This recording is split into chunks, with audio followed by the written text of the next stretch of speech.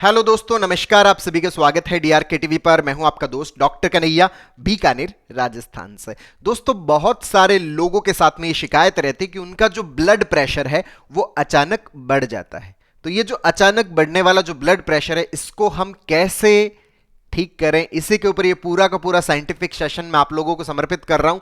इसको बहुत अच्छे से समझना, बहुत अच्छे से अंडरस्टैंड करना। दोस्तों, ये जो एग्जाम्पल मैं आप लोगों के साथ में शेयर कर रहा हूं, ये एक 35 साल कि फीमेल का एग्जाम्पल है, जिनको अचानक जो ब्लड प्रेशर है वो बढ़ने की शिकायत रहती है।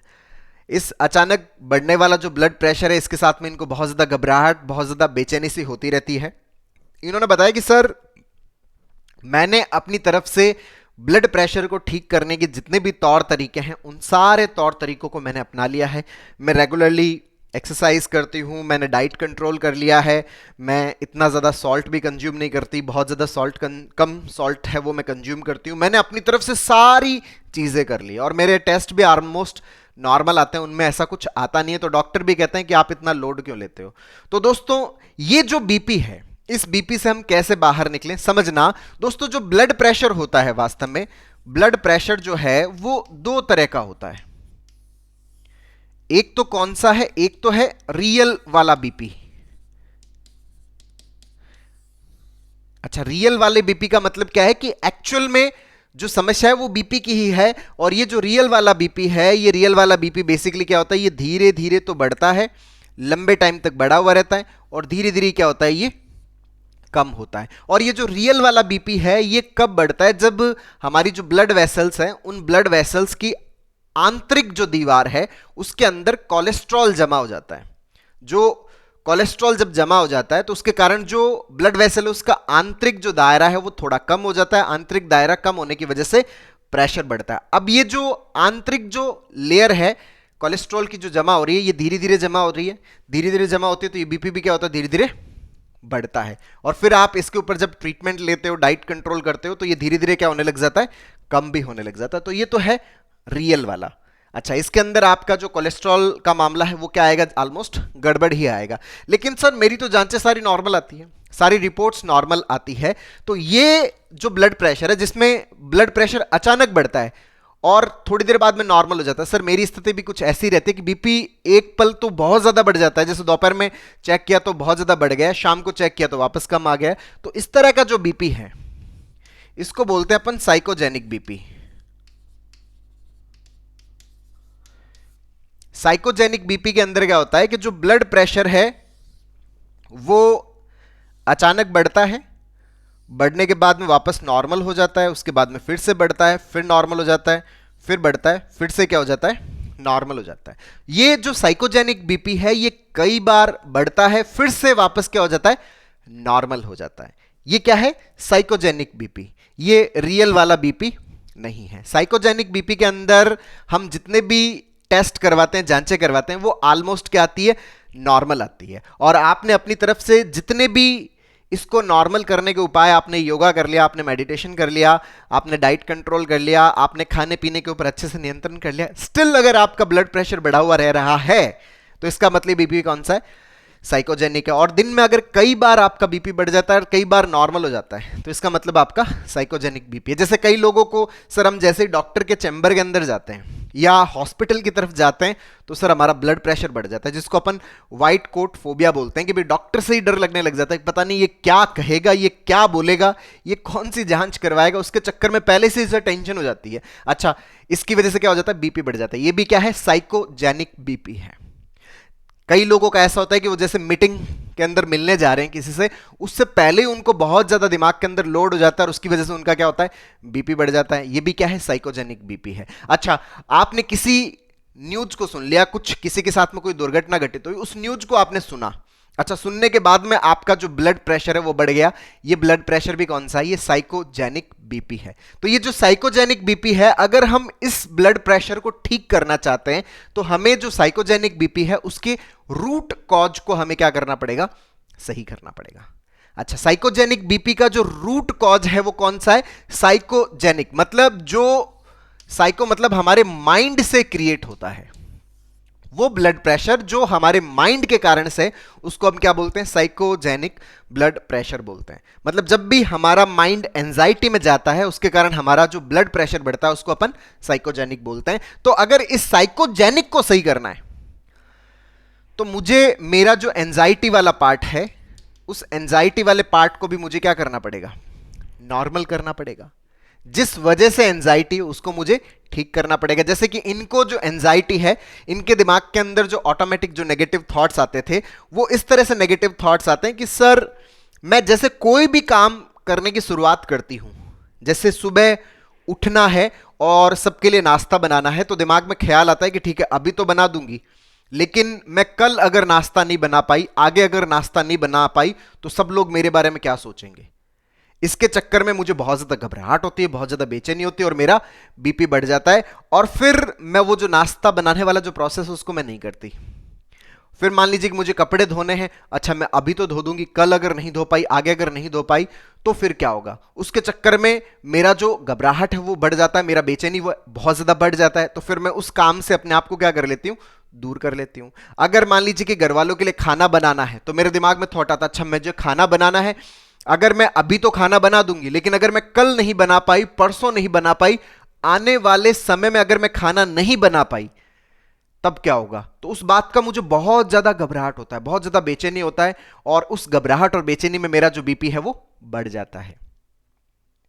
इसके चक्कर में फिर मैं वो काम नहीं करती। धीरे धीरे मैंने अपने आप को हर काम से अलग कर लिया। अब मैं पूरे दिन एक जगह बैठी ही रहती हूं क्योंकि मुझे ऐसे डर लगता है कि मैं अभी तो कर दूंगी लेकिन आगे करने लायक नहीं रहूंगी तो फिर मेरे आसपास वाले क्या सोचेंगे। इस तरह की दोस्तों थॉट्स आती है और बहुत सारे लोगों के दिमाग में इस तरह की अलग अलग तरह की थॉट्स चलती रहती है। कुछ के अंदर जैसे किसी भी प्रकार का पैटर्न है, अगर मैं इस पैटर्न को रिपीट नहीं करूंगा तो घबराहट बेचैनी होने लग जाती है, मैं अगर सफाई नहीं करूंगा तो घबराहट बेचैनी होने लग जाती है, चीजों को सही तरीके से व्यवस्थित नहीं किया तो घबराहट बेचैनी होने लग जाती है, मेरा सिलेक्शन नहीं हुआ तो घबराहट बेचैनी होने लग जाती है। और इस घबराहट और बेचैनी के कारण क्या होता है, बीपी जो है वो बढ़ जाता है।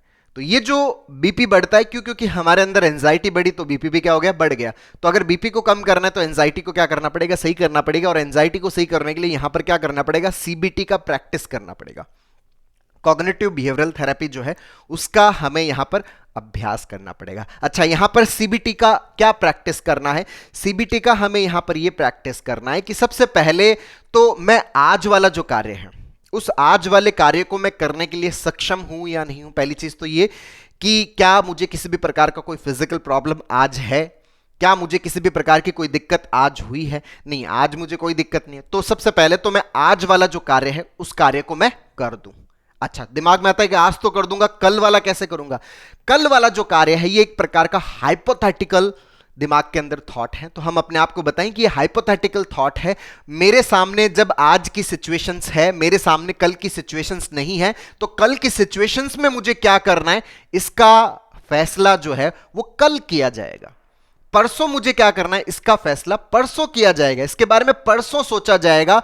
ईश्वर ने, प्रकृति ने, परमात्मा ने हमें कल का दिन दिया है, कल का समय दिया है कल के बारे में सोचने के लिए। जब कल का दिन, कल का समय दिया है कल के बारे में सोचने के लिए, तो आज का दिन, आज का समय हम कल के बारे में सोचने में क्यों खराब करें। आज के दिन में, आज के समय में हम सिर्फ आज वाला जो कार्य है उसको हम करें। और आज से बड़ी रियलिटी कोई भी नहीं है।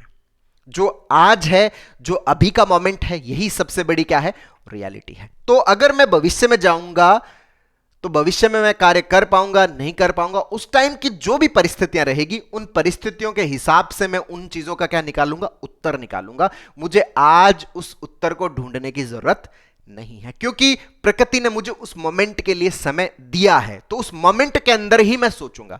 बहुत सारे लोगों के साथ में ये दिक्कत रहती है कि 10 दिन बाद में क्या होगा, 1 साल बाद में क्या होगा, एग्जाम नहीं दे पाया तो क्या होगा, सिलेक्शन नहीं हो पाया तो क्या होगा, पढ़ नहीं पाया तो क्या होगा। हम जब उन मोमेंट्स में जाएंगे ना, तो उन मोमेंट्स में जाएंगे तो उन मोमेंट्स का हमें समय मिला है, उन मोमेंट्स का हमें दिन मिला है, तो उन मोमेंट्स का जो टाइम मिला ना, उसी टाइम में इस चीज के बारे में सोचेंगे, उस उत्तर को खोजने की कोशिश करेंगे। जो प्रश्न हमारे सामने भविष्य का आज पैदा हुआ है वो प्रश्न भविष्य का है, तो भविष्य के समय को यूटिलाइज किया जाएगा उस प्रश्न का उत्तर निकालने के लिए। आज का जो समय मिला है ना वो सिर्फ आज के प्रश्नों को सॉल्व करने के लिए है। आज के मोमेंट के अंदर जितनी भी चीजें हो रही है उन चीजों को सही करने के लिए। तो आज का समय सिर्फ मैं आज की एक्टिविटीज के लिए दूंगा, भविष्य के लिए नहीं दूंगा। तो ये हमें क्या करना पड़ेगा, बार बार अपने आप को क्या करना पड़ेगा, डिस्प्यूट करना पड़ेगा, डिसोशिएट करना पड़ेगा अपने को। किससे?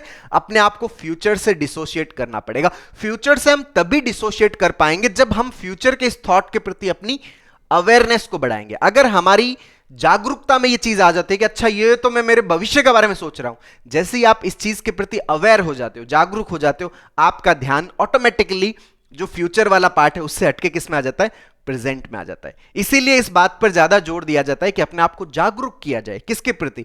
दिमाग में जो चल रहा है वो क्या चल रहा है, वो अतीत का चल रहा है, वो भविष्य का चल रहा है, इसके प्रति जागरूक किया जाए। जितने आप अपने विचारों के प्रति जागरूक होते हैं उतने ही आप अतीत के और भविष्य के विचारों से क्या होते हैं, डिसोशिएट होते हैं, उतने ही आप अपने वर्तमान के साथ में एसोशिएट होते हैं। तो हमें हमारे थॉट्स के ऊपर प्रश्न पैदा करना पड़ेगा कि यार ये जो प्रश्न है, ये जो विचार है, ये आज का है, ये भविष्य का है। तो ऑटोमेटिकली हम क्या होने लग जाएंगे, उससे डिसोशिएट होने लग जाएंगे। अच्छा, तीसरा सबसे इंपॉर्टेंट चीज क्या है कि हम अपने आप को जो टास्क है, जो अभी का जो टास्क है, जो अभी का कार्य है, उससे हटाएं नहीं। हम जितना अपने आप को हटाने की कोशिश करते हैं, ये एक प्रकार का एस्केपिज्म है, ये एक प्रकार का भागना है। ये जो एस्केपिज्म है, ये जो भागने की जो एक्शन है, ये हमारे डर के पैटर्न को और ज्यादा मजबूत बनाती है। तो हमें भागना नहीं है, अगर इस डर को मिटाना है, हमें डर का सामना करना है। डर का एक ही प्रिंसिपल है कि जिस भी चीज से आपको डर लगता है ना, उस चीज का आपको सामना करना पड़ेगा, उस चीज के अंदर अपने आप को एक्सपोज करना पड़ेगा, वहां से भागने का जो प्रोसेस उसको रोकना पड़ेगा, उसको बंद करना पड़ेगा। तभी हमारे दिमाग में जो फियर से रिलेटेड जो न्यूरल पैटर्न्स बने हुए हैं, वो सारे के सारे पैटर्न्स क्या होंगे, हमारे सही होंगे, वो हटेंगे वहां से, और वो 101% वहां से हटेंगे। कोई भी दुनिया की ताकत उन पैटर्न्स को हटाने से नहीं रोक सकती। अगर आपने एक्सपोजर किया तो वो टोटली वहां से क्या होंगे, हटेंगे। तो तीसरा हमें यह सूत्र याद रखना है कि हमें क्या करना है, वहां पर एक्सपोज करना है। और जितना हम एक्सपोजर करेंगे उतना ही हमारा यह पैटर्न क्या होगा, ब्रेक होगा। जब हमारा यह पैटर्न ब्रेक होगा तो हमारी एंजाइटी भी क्या होगी, ब्रेक होगी। जब एंजाइटी ब्रेक होगी तो एंजाइटी के कारण जो ब्लड प्रेशर बढ़ रहा था हमारा अचानक, वो भी क्या होगा, हमारा ब्रेक होगा। और वो ब्रेक होगा तो हमारा ब्लड प्रेशर टोटली क्या आने लग जाएगा, नॉर्मल आने लग जाएगा। तो दोस्तों, उम्मीद करता हूं आपको ये वीडियो पसंद आया होगा। नीचे कमेंट बॉक्स में लिखकर जरूर बताइएगा। और अब तक यदि आपने मेरे YouTube चैनल DRK TV को सब्सक्राइब नहीं किया तो प्लीज उसे सब्सक्राइब करें, ताकि मेरे नए वीडियो का नोटिफिकेशन आप तक सबसे पहले पहुंचे। दोस्तों, हम लोगों ने जितनी भी प्रकार की एंजाइटी है, पैनिक है, ओवर थिंकिंग है, नेगेटिव थिंकिंग है, OCD है, इन सब को हम कैसे पूरी तरह से खत्म कर सकते हैं, कैसे इनको परमानेंट सॉल्यूशन की तरफ ले जा सकते हैं, इसके ऊपर एक स्टेप बाय स्टेप लर्निंग का एक पूरा CBT का वर्कशॉप लॉन्च किया हुआ है, जिसका लिंक नीचे डिस्क्रिप्शन में है, जिसको आप अपने भीतर इंस्टॉल करके अपनी इन साइकोलॉजिकल प्रॉब्लम्स को पूरी तरह से खत्म करने में बहुत अच्छे से मदद ले सकते हैं। बहुत बहुत धन्यवाद दोस्तों। जय हिंद, जय भारत।